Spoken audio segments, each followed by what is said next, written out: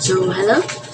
For today's catch-up lesson, we are discussing about health education, sexual and reproductive health, ways of expressing love. Sexuality, making decision about sexuality, making decision. So, how do you make decision about your sexuality? Sure ka na ba? Okay, objectives: to empower students with knowledge about sexuality, to foster a healthy and respectful attitude towards sexuality, and to equip students with decision-making skills related to their sexuality. Okay, so we have an activity. First activity, pathways of choice. Scenario. First scenario. You are at friend's party and someone you crush on for months is showing interest in you. They suggest going to quieter place to talk alone. You feel excited but also a bit nervous. So, meron kang pwedeng tatlong desisyon. Maging desisyon, tatlo. Una, go with them but set clear boundaries about what you are comfortable with. Punta ka sa kanila but then you have, alam mo yung limitations mo and you have boundaries. Alam mo kung hanggang saan ka lang. So, second one is politely decline because you are not ready to this step. Hindi ka pa ready. Kaya, you are politely declining their offer. So, third choice could be go with them without expressing your feelings or setting any boundaries. So, go ka lang, hindi mo man lang iniisip yung mga possible na mangyari. So, sumama ka lang nang hindi mo iniisip. So, ang pwedeng maging outcome sa first choice is your crush respect your boundaries and you have a great conversation. This decision boosts your confidence in communicating your needs and boundaries. So, ang sabi dito sa first decision mo is sumama ka sa kanila but you have the boundaries. So, ang naging outcome, your crush respect your boundaries and you have great conversation with him or her. So, nag-boost pa yun ng confidence mo. So, sa pangalawang outcome naman, you feel proud of respecting your own feelings and boundaries. Okay? Later, you find a more comfortable setting to get to know your crush better. So, third outcome, you end up feeling uncomfortable and regret not expressing your boundaries. Reflect on the importance of communication and consent in any relationship. So, meron kang regrets dun sa nagawa mong decision. Kasi, hindi mo man inisip yung mga limitations, yung boundaries. So, naging outcome is hindi siya maganda. So, nagkaroon ka ng regrets. And you feel uncomfortable. So, next, activity 2. So, kumuha kayo ng notebook o kaya papel. So, I will give you 3 minutes to answer this activity 2. So, name here. L, question mark, T, question mark. So, fill in the following LGBTQ acronyms. So, ano yung L? Ano yung G, B, T, and Q? And then, susulat nyo yung understanding nyo kung ano yun. Kung ano yung L. Write the explanation here. And then, yung pinaka-meaning ng L dito sa kabila. So, here are the the meaning and the acronyms. So L is for lesbian, G is for gay, B is for bisexual, T is for transgender, Q for queer, I for intersex, A for asexual, and plus other identities not encompassed in the acronym. So marami pa. LGBTQIA+++. So next. So what is sexuality? Sexuality is about your sexual feelings, thoughts, attractions, and behaviors towards other people. You can find other people physically, sexually, or emotionally attractive, and all those things are part of your sexuality. So, ano yun? So, if you are attracted to boys, what is your sexuality? If you are attracted to girls, what is your sexuality? If you are attracted for the both gender, what is your sexuality? If you feel that you are not girl, okay, so you can be transgender, a trans woman, a trans man. Depends on anong gusto mo, kung anong gusto mong sexuality. Okay. So, different types of sexuality. Lesbian is the common term for people who identify as women and are same-sex attracted. So they are attracted with their same sex. Okay?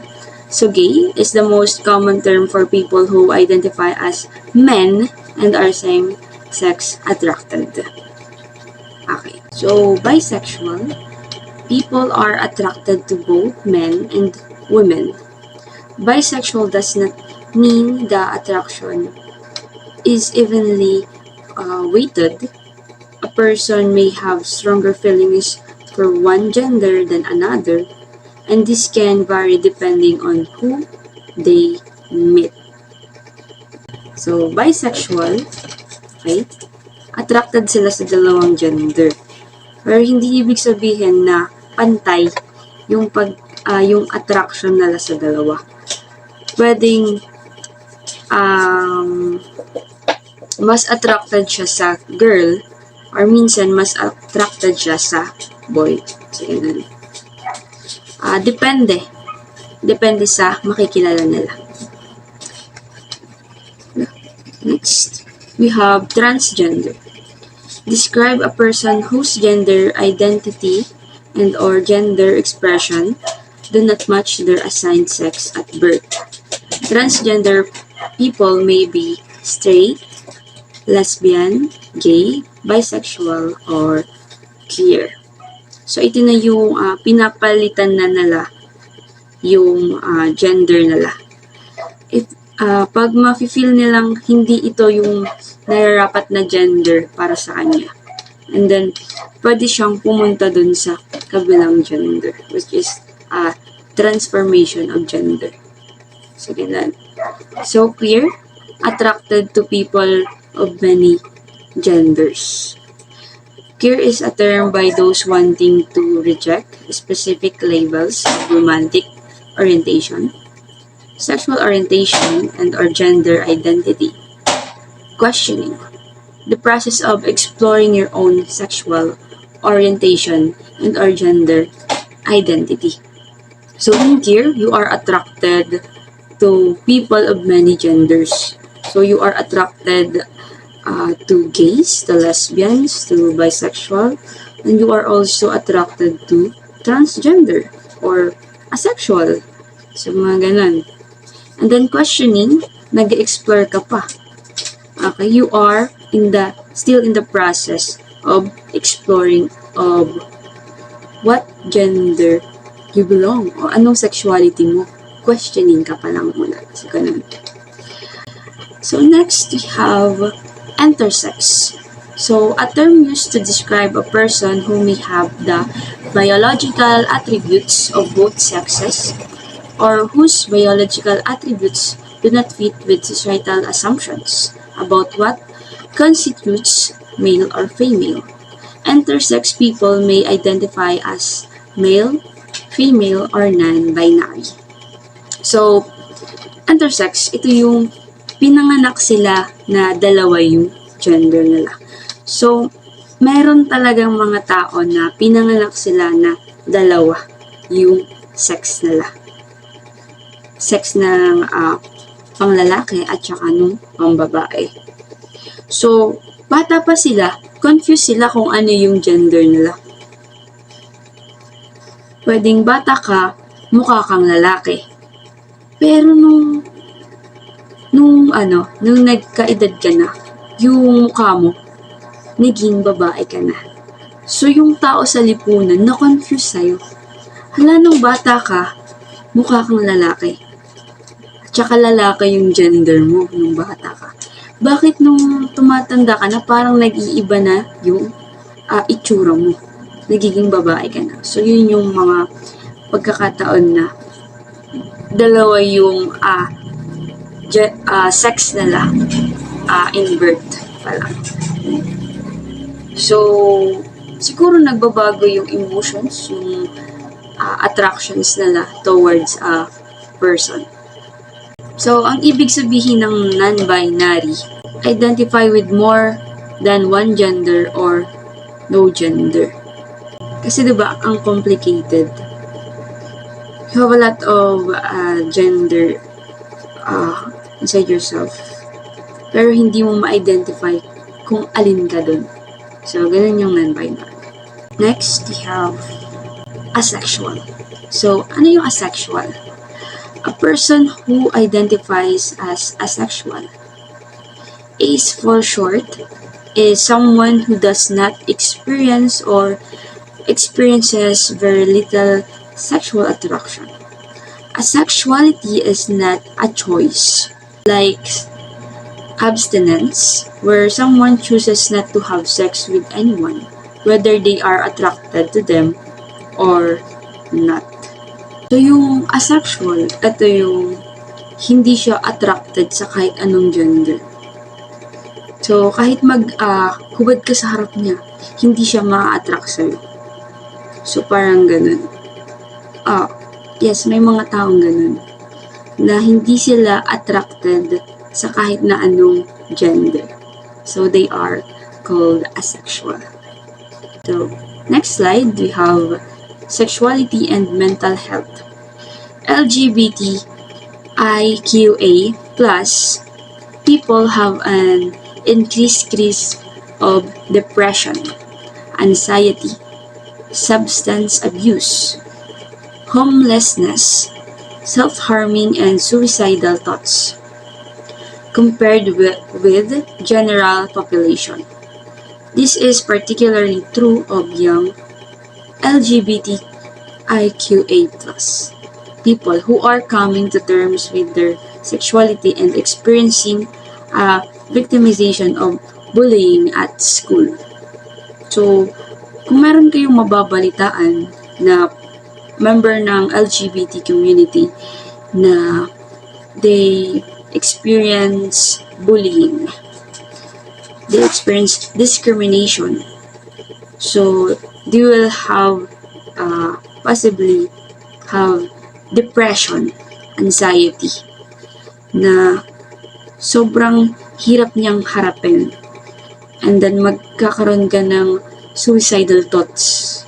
So, ang daming naging victim ng bullying sa school because of their sexuality. And then, naapektuhan yung mental health nila. Anong nangyari? Nag-suicide. So, ganun na lang binabaliwalan ng ibang students or ng ibang people yung feelings ng isang tao na hindi nila alam na nakakasakit na sila. Okay, next slide we have Some of the stressful experiences that can affect the mental health of an LGBTIQA plus person. First, feeling different from other people. So, yung mga taong naka-experience ng hindi magandang experience because of their sexuality. So, feeling nila they are different from other people. So, feeling nila iba siya. Iba siya. So, sa 5 taong yan, eto siya. Siya lang ang naiiba. Okay. Being bullied, verbally or physically. Okay. So, feeling pressure to deny or change their sexuality. So, yung iba parang dinedeny nila yung sexuality nila para hindi sila mabully. Diba? So, also, they feeling worried about coming out and then being rejected or isolated. Isolated, parang gusto na lang nilang mapag-isa kesa i-judge sila ng ibang tao. Okay? So, last is feeling unsupported or misunderstood. Feeling niya walang nakakaintindi sa kanya at walang sumusuporta sa sexuality niya. Okay. So, next slide, we have sexuality and decision making. So, decision making about sexuality is a personal and complex process that involves considering various factors. Here are some important aspects to consider. Okay, number 1 is personal values and beliefs. Reflect on your own values and beliefs regarding sexuality. Consider how your cultural, religious, and moral perspective influence your decisions. So, for example, in terms of religion, so yung napuntahan mong religion is mahigpit sila in terms of gender. Okay, so natatakot kang mag-out kasi, bawal to. Bawal sa religion namin. Okay, ito, bawal to sa culture namin. So, yun yung mga kinoconsider mo bago mo i-out yung sexuality mo. So, number 2, communication and consent. Open and honest communication is crucial in any sexual relationship. Ensure that all parties involved are willing participants and have given informed consent. Okay, so open and honest communication in the relationship, it is important talaga yung communication. So, dapat mutual yung understanding nyo about dun sa situation nyo. Okay, about dun sa sexuality ng bawat isa. And then, health and safety. Prioritize your health and safety. This includes practicing safe sex, getting regular health checkups, and being aware of sexually transmitted infection or the STIs. So, we are aware naman na one of the issue in LGBT is about the transmitting of infections. So, kailangan mo ring ingatan or i-prioritize yung safety nyo or paano nyo proprotektahan yung health nyo. Okay, so number 4, emotional readiness. Assess your emotional readiness or sexual activity. Consider your own feelings and the feelings of your partner. Emotional well-being is an essential aspect of a healthy sexual relationship. So, pagpapasok kayo in the relationship, so, always nating tandaan, okay, na importante na ready tayo emotionally.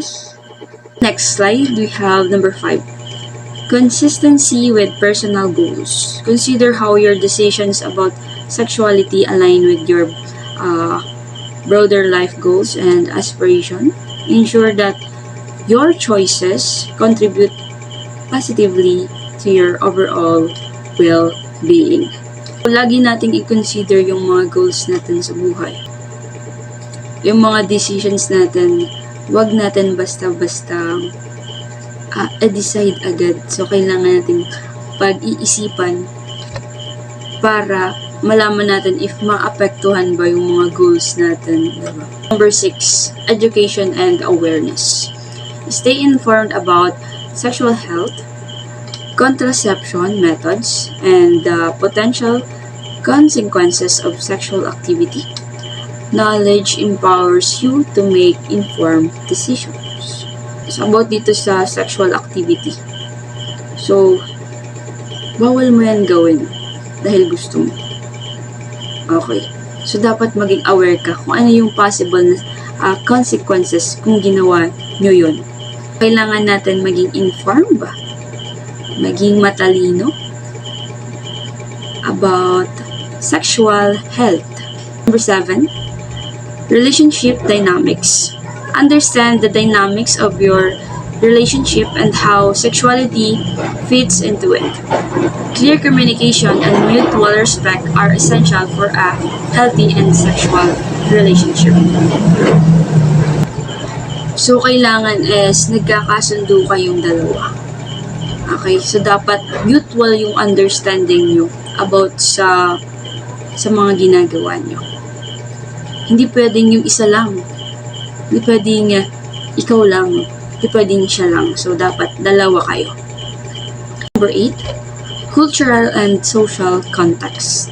Be aware of cultural and societal norms that may influence your decisions about sexuality. Consider whether your choices align with your challenge this norm. So, in decision making about sexuality. So, dapat tayong maging aware about cultural and societal norms. So, ano ba yung mga societal norms? Ito yung mga acceptable, what is acceptable in the society. So, you should be aware, ano ba yung mga acceptable societal norms ngayon? Na-accept na ba nila yung ganitong gender? So, possible na ma-influence ka ng societal norms na yun para mag-decide na about yourself. Okay. So, number 9, legal considerations. Familiarize yourself with the age of consent and other legal aspects related to sexual activity in your location.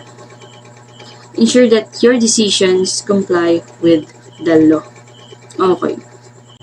In terms of your making decision. Okay. Tignan mo yung ating legal laws, ang ating batas.